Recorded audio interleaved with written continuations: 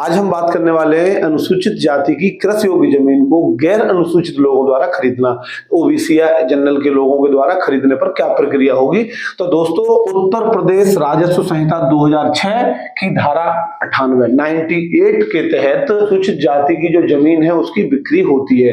तो क्या होता है कि इस धारा में यह स्पष्ट जिक्र किया गया है कि एससी का कोई भी आदमी अगर जनरल या ओबीसी को जमीन बेचता है तो उसको डीएम साहब मतलब जिला अधिकारी की अनुमति लेना अनिवार्य है।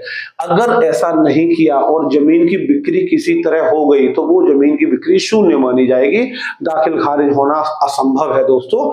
तो ओबीसी जनरल के द्वारा अगर क्रय करने हैं तो डीएम के लिए डीएम से परमिशन ली जाएगी।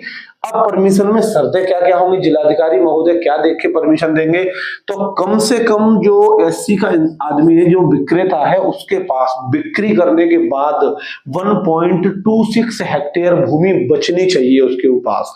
तो इसका उसको सबूत देना होगा कि इतनी मैं जमीन जो बेच रहा हूं उसके बाद मेरे पास इतनी 1.26 हेक्टेयर जमीन बचेगी। अगर उसके पुत्र पुत्री की शादी है, कोई गंभीर बीमारी है, एक शर्त ये है।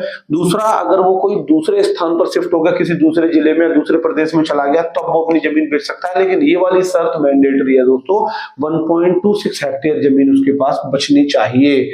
अब हमें अनुमति लेने के लिए जो प्रक्रिया है वो आजकल ऑनलाइन कर दी है सरकार ने, bor.up.nic.in इस साइट पर जाकर के आप आवेदन करेंगे और उस आवेदन में आप उसमें जमीन बेचने का स्पष्ट कारण, खतौनी, जाति प्रमाण पत्र, ये सब चीजें आप लगाएंगे और ये भी बताएंगे कि कितनी जमीन आपके पास बचेगी। और इस आवेदन पर 45 दिन के अंदर डीएम साहब के द्वारा आपके आवेदन पर निर्णय लिया जाएगा।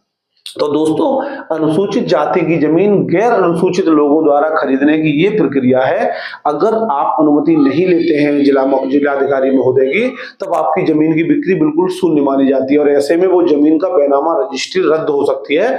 तो आप लोग कोई भी गलती ना करें, जमीन खरीदने से पहले परमिशन आप जरूर लें, अनुमति जरूर लें। मिलते हैं अगले वीडियो में। जय हिंद।